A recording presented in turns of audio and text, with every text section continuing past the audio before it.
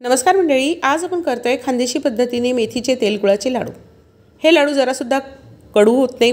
पारंपरिक पद्धत वापरली अगदी 2 महिने आरामात टिकतात आणि या पद्धतीमध्ये मेथीचा वापर भरपूर केलेला आहे, त्यामुळे भरपूर मेथी आपल्या पोटात जाते आणि तरीसुद्धा लाडू कडू होत नाही। यासाठी अर्धा किलो खारीक घेतली, खारकीच्या बिया काढून टाकायचे, नाकं काढून टाकायची, त्यामध्ये असे खोबऱ्याचे लांब तुकडे घालायचे आणि मिक्सरला खारीक बारीक करायची। तुम्हाला हवी तेवढी खारीक बारीक होते। तर खारकीची आपली पावडर तयार आहे। त्याचबरोबर जे उरलेलं खोबरं होतं, म्हणजे 2 वाट्या खारीक बारीक करताना वापरलं उरलेलं जे खोबरं होतं त्याचेसुद्धा लांब तुकडे करायचे आणि ते सुद्धा मिक्सरला फिरून घ्यायचं आहे। तर तुमची खोबरा पावडर पण तयार होते, किसण्यात वेळ जात नाही। तुम्हाला आवडत असेल तर तुम्ही किसूसुद्धा शकतात। तर बघा अगदी मस्त अशी आपली खोबऱ्याची पावडर तयार झालेली आहे, खारकेची पण पावडर तयार झाली आहे। आता खारीक आपल्याला फक्त 1 ते 1.5 मिनिट भाजून घ्यायची, जास्त वेळ खारीक भाजायची गरज नसते। त्यामुळे खारीक अगदी थोडा वेळ भाजून घ्यायची, जस्ट गरम होईपर्यंत। खोबरं मात्र मंद गॅसवर आपल्याला भाजून घ्यायचं आहे, जोपर्यंत खोबऱ्याचा रंग बदलत नाही। रंग म्हणजे अगदी थोडासा रंग बदलला पाहिजे, जळू द्यायचं नाही, करपू द्यायचं नाही, नाही तर कडवट लागतं। भाजल्यामुळे काय होतं, ते त्याची शेल्फलाईफ वाढते, त्याचबरोबर छान कुरकुरीत होतं, चवही वाढते। इथे मी 1 वाटी काजू आणि 1 वाटी बदाम घेतले, ते आपल्याला मंद गॅसवर भाजून घ्यायचे। जास्त वेळ काजू बदाम भाजायची गरज नसते, फक्त अर्धा ते 1 मिनिट गरम होईपर्यंत फक्त आपल्याला त्याला भाजून घ्यायचे। नाही भाजले तरी चालतात, थोडेसे भाजून घेतलेले आहे। आता काजू बदाम घेतले, याबरोबर तुम्ही अक्रोड आणि गोडंबी आवडत असेल गोडंबी घेऊ शकता, चारोळी घेऊ शकता, तुमच्या आवडीनुसार ड्रायफ्रूट्स तुम्ही घेऊ शकतात। ड्रायफ्रूट नाही घेतले तरी हे लाडू खूप छान होतात। तर आपले काजू बदाम मी भाजून घेतले आणि त्यानंतर आपण याला मिक्सरमधून बारीक केले। आता मी इथं सगळ्या याची भरड यासाठी केली की जेव्हा आपण चावून चावून खातो ना, तेव्हा ते पचतंसुद्धा छान, कारण पचायला ते सोपं जातं। त्यामुळे तुम्हाला आवडत असेल तर तुम्ही अगदी बारीक पावडरीसुद्धा करू शकतात। इथे तेल गुळाचे लाडू करताय, त्यामुळे इथे शेंगदाण्याचं तेलच घ्यायचं आहे, दुसरं तेल घ्यायचं नाही। घाण्याचं तेल असल्यास अजून छान। आणि त्यानंतर आपण काय करायचं आहे, डिंक तळायचा आहे। डिंक तळताना अगदी थोडा थोडा डिंक तळायचा आहे, त्यामुळे तो छान फुलून येतो। आणि डिंक मी मिक्सरला बारीक करून घेतला आहे, वाटीच्या साहाय्याने कुस्करून घेतला तरी चालेल। इथे 1 वाटी घेतलेली आहे मी सुंठ पावडर, वेलची पावडर घालायची आहे, अर्ध जायफळ घालायचं आहे, तुमच्या आवडीनुसार तुम्ही त्याचं प्रमाण ठरवू शकता। इथे 1 मोठी वाटी म्हणजे जवळजवळ 200 ग्रॅम मी मेथी घेतलेली आहे। ही मेथी आपण मिक्सरला वाटून म्हणजे बारीक करून घ्यायची आहे। मेथी वाटताना त्यामध्ये ती भाजून वगैरे काही घ्यायची गरज नाही आहे, त्यामध्ये त्याच्या दुप्पट दूध घालायचं आहे, किंवा मी दाखवते त्याप्रमाणे एवढं सैलसर असं मिश्रण तयार झालं पाहिजे। अशा तऱ्हेने हवं असल्यास अजून 1-2 चमचे दूध घाला आणि त्यानंतर हे झाकून ठेवायचं आहे।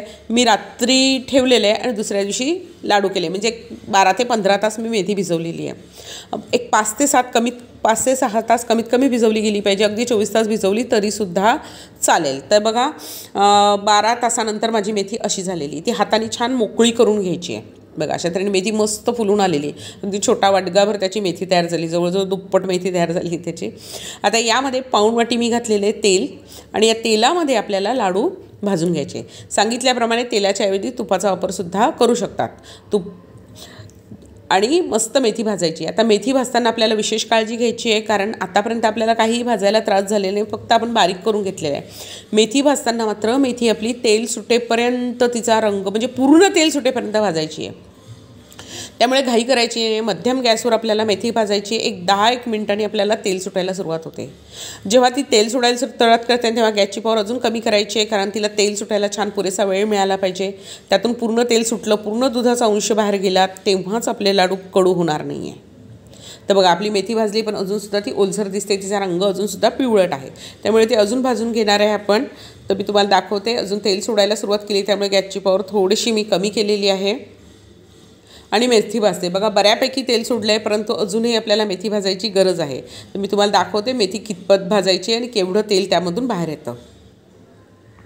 तर आता मेथीने मस्त पुरेसं असं तेल सोडलं आहे, पण रंग मात्र अजून बदललेला नाही, त्यामुळे काय करायचं, एखादा पाण्याचा थेंब घालून बघायचा, तो तडतड करून वर आला की समजायचं की आपली मेथी व्यवस्थित भाजली गेली आहे। मेथीने बघा आता भरपूर तेल सोडलं आहे, पण रंग बदलला नाही आणि पाण्याचा थेंब टाकल्यामुळे तो तडतड करून वर आला नाही, त्यामुळे मेथी पुरेशी भाजली गेलेली नाही आहे। त्यामुळे गॅसची पॉवर आता तर अगदी मंद करायची आहे, अगदी शेवटी तर अगदी मंद गॅसवर भाजायचं आहे, म्हणजे तेल सुटायला मदत होते। आता पाण्याचा थेंब टाकल्यावर बघा तुम्हाला लगेच बुडबुडे आलेले दिसले, तर गॅस बंद केलेला आहे। गरम कढईतही मेथी आपली अजून भाजली जाते, एक अर्धा ते 1 मिनिट, त्यामुळे ती हलवत राहायची आहे। मेथीने बघा पूर्ण तेल बाजूला केलेलं आहे। आता यामध्ये काय करायचं, आपण गूळ घालून ठेवायचा आहे, कारण आता ती मेथी गरम आहे, तेल गरम आहे आणि त्यामुळे त्यात जर गूळ घातला तर तो गूळ काय होतं, लगेच विरघळतो। इथे ऑर्गॅनिक गूळ वापरा, आणि नरम गूळ वापरा. तर किंवा जर गूळ कडक असेल तर किसून घ्या, कारण तो पटकन विरघळला जातो. बघा मेथीतून पूर्ण तेल बाहेर आलेलं आहे आता. आणि यामध्ये मी आता गूळ घातलेला आहे. गूळ माझा अगदी नरम असा गूळ आहे. तर आता हे मिश्रण आपण जरासा वेळ बाजूला ठेवूया. आता आपल्याला भाजायची आहे गव्हाचं पीठ. आता गव्हाचं पीठसुद्धा या लाडूमध्ये तुमच्या आवडीनुसार कमी जास्त करू शकतात. आपल्या ज्या पारंपरिक रेसिपी आहे त्या लवचिक असतात.